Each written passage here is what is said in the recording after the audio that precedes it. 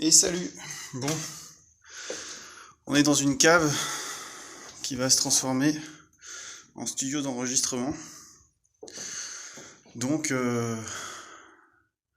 l'idée c'est de créer une isolation qui va être acoustique. Alors on a déjà ce projeté au mur là, qui est en fait de la bille de polystyrène, qui doit être projeté avec un espèce d'enduit plâtre ou je sais pas trop quoi. Je ne connais pas du tout ce système-là. Si vous avez des suggestions, pour moi c'est un truc un peu fait comme ça avec des matériaux de récup, mais ça atténue déjà pas mal. Au niveau acoustique, ça étouffe bien.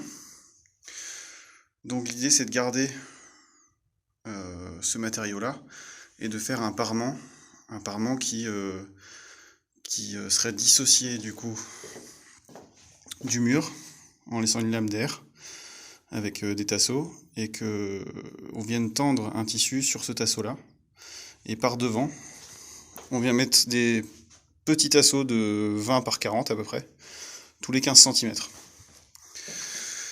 L'idée de ça c'est de créer un visuel.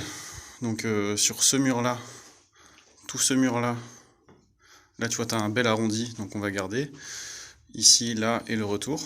Donc tout ça va être habillé comme ça. Et l'étagère, elle va rester avec sûrement un rideau par la suite. Alors au-dessus, tu as la partie habitation. Et le plafond va être traité dans un deuxième temps avec du métis, qui est de la fibre de coton recyclée, qu'on mettra au plafond pour absorber les basses, puisque c'est surtout les basses qui vont générer un problème ici. Dans l'idée, l'ensemble ici, jusqu'à l'arrondi, ce sera en jaune. L'arrondi ici en noir avec le retour. Alors je sais pas si je m'arrête au retour là ou au retour là en noir, pour faire ensuite le reste ici et là en jaune à nouveau. Donc c'est un jaune moutarde, un peu plus clair que ça. Mais la lumière ne sera plus celle-là de manière définitive. Donc l'idée c'est de faire un parement en gros qui visuellement fasse comme un latis vertical, que ce drapé là absorbe une partie des basses et que l'isolant ici s'occupe du reste. Donc là il y a 4 cm de cet isolant là, donc qui étouffe quand même pas mal le son, ça évite la résonance.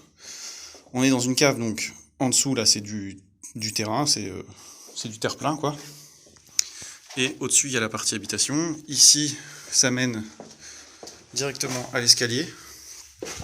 Donc ici moi je vais recréer une cloison en avant de cette porte là, qui est une porte coulissante basique, donc tu vois, qui est pas du tout isolante. À la base ici il y avait déjà une grosse porte qui a été enlevée par l'ancien propriétaire. Et on suppose qu'il y avait une double porte du coup.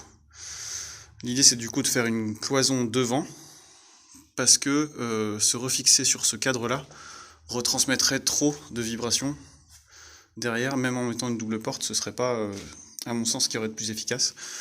Donc on va faire une isolation phonique ici en cloison, avec un placo phonique, une épaisseur de placo phonique, et du métis en 80 mm, et une porte acoustique, qui est une porte acoustique, comment dire ça, qui est retardant au feu 30 minutes, et qui a une atténuation de 47 décibels.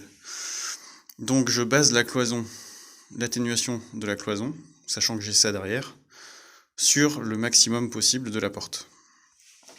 Donc voilà.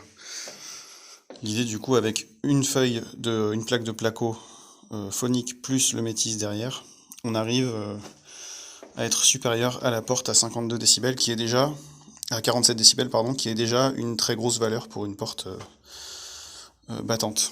Et donc ouverture dans ce sens-là. Pour l'instant, j'ai commencé à démonter le radiateur, puisque l'idée c'est de rééchapper l'appui du radiateur en mettant de la bande résiliente, un tasseau qui rééchappe et de la bande résiliente qui arrive au niveau fini si on veut de l'ensemble.